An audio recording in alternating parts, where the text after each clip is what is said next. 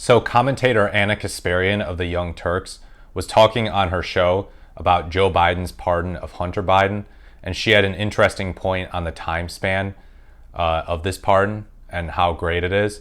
So, Kasparian's kind of a center-left type, very progressive on economic issues, a little more centrist on social issues, I would say she's become. And she's definitely not afraid to be critical of the Democratic Party, which I think is a good idea. I think it's always good to criticize your own side to try to make them stronger. So I'm just going to read this here. This is from her show. When it comes to Joe Biden's pardon of Hunter Biden, I think that there's a really big problem here that more and more people are waking up to. For me, the pardon, yes. I said it the first time we covered this story. I think all politicians are liars, okay? I didn't clutch my pearls over Biden lying because I know Biden's a liar, okay? So I think that the hypocrisy angle is the most boring angle of this story. Of course he's hypocritical. Of course he's a liar. If it talks like a politician, if it walks like a politician, it's lying, okay? For sure. So putting that aside entirely, for me this issue is the fact that this is a blanket pardon that spans for a pretty long period of time. For 11 years. And when you consider the crimes that Hunter Biden was being prosecuted for, they didn't span in the time frame of 11 years. So why exactly did Joe Biden decide to make the dates or the period of time where Hunter Biden is totally clear of any fear of prosecution so vast? Well, as I shared yesterday, the blanket pardon does stretch 11 years. Again, far surpassing the period of time in which he lied on a government form in order to buy a gun. Yes, that is a crime. That's what he's being prosecuted for. It stretches well beyond the years in which he failed to pay his taxes, and that's the second thing he's being prosecuted for. And so it seems like that period of time is kind of meant to protect Biden from prosecution of other potential crimes he committed that he isn't currently being prosecuted for, but could potentially be prosecuted for under the Trump administration, right? I think that's an interesting point. Why is this so massive? Kasparian's no fan of Biden and recognizes that, look, this was not a political prosecution. This was a prosecution according to the law, just like what Trump's prosecution was. So there's more I think we should add to this because this length of time is actually unprecedented, believe it or not. And I've seen both conservatives and progressives bringing this up. So 11 years, we're talking about between January 1, 2014 through the end of this year.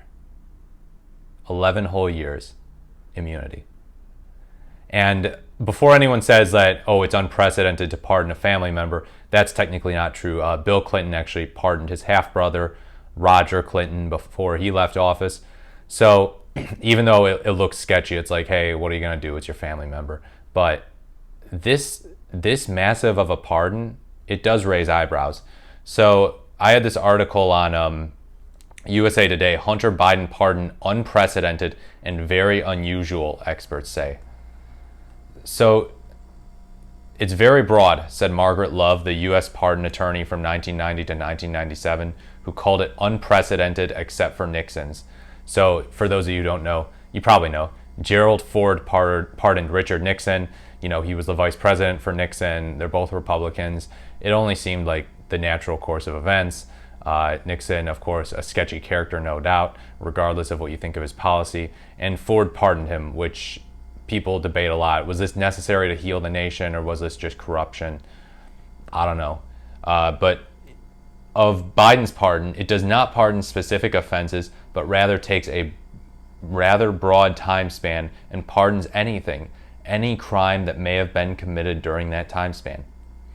And that brings us to another issue. What is the pardon actually for? Is the pardon just for specific crimes or for crimes that they may have committed? Because the Constitution is silent on that. So I think in the absence of that, it is fair to assume that it can be for anything. Now, that does seem a little bit massive, or as the gaming kids would say, overpowered, OP, broken. But I mean, we've had it before and it didn't get challenged at the U.S. Supreme Court. So what if Hunter Biden's pardon gets challenged at the U.S. Supreme Court? It's difficult to imagine how that would work. Would it be Like, what would the issue of standing come down to? Who would be able to challenge it? Difficult to say. But there are people actually talking about, hey, is this pardon actually legal? Can Biden actually do this? The answer probably is that he can. Just because it's unprecedented does not mean that it's illegal. And yes, I mean, there's no time limit on pardons in the Constitution. There's no limitation to certain types of crimes, as I said before. But this brings us to what Anna Kasparian said. This probably seems like a pragmatic decision. Like, oh shoot, there might be some stuff, or there probably is some stuff from 2014 onward that could implicate me, the president. So I got to make sure that my son is totally in the clear for any kinds of issues relating to those things. Because, like it or not, Biden has a history of corruption. And that's to say nothing of his policy as president. That's to say nothing of how he governed. But the fact of the matter is, both the Democratic Party and the Republican Party are quite corrupt. They have politicians who commit crimes. And Donald Trump is not the only criminal. He's the only convicted felon, but he's not the only criminal in our two-party system. So yeah, that is something that's concerning. It's something we might keep an eye on for further developments. Again, we don't know how it would work that this pardon would be challenged. Like, how is it possible to challenge a pardon? It's one of those issues in American politics and in constitutional law that really is not studied much. I mean, I did take a constitutional law class in law school where we briefly talked about the pardon. But the fact is, there's just not that much there. There's not that much to talk about. Like, presidents do it. And in fact, there have been over 10,000 pardons throughout U.S. history. So it's like, hey, sometimes we just dish them out like candy. It is what it is. But I'll read a little more. Quote, "This is very unusual," said Mark Osler, a law professor at the University of St. Thomas and an expert on pardons. "It's unusual enough to grant clemency in a case where there hasn't been a conviction yet, but it's rarer still to have the breadth of this one."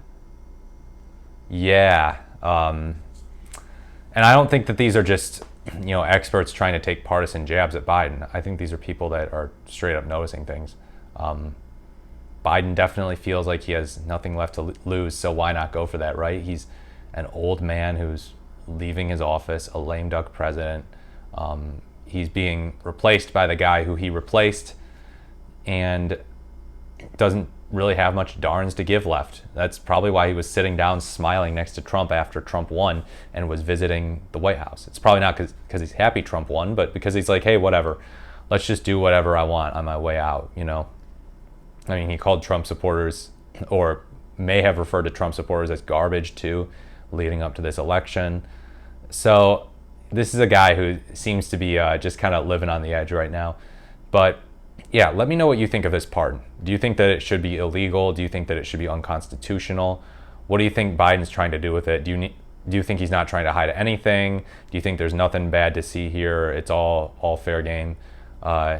Let's be real though. Trump granted pardons to far worse people than Biden did. I mean, we got all these Joe Arpaio, a guy who bragged about his prisons being run like concentration camps. Like, for crying out loud, the Trump administration does not have a single leg to stand on when it comes to criticizing this pardon. But this pardon does illustrate that there's corruption among the Democrats too, not just among the Republicans. And sometimes they take it a little too far. But yeah, let me know what you think in the comments. Please leave a like, comment, or subscribe to this channel if you found this video interesting or insightful. As always, thank you so much for watching, and I will speak to you in the next video.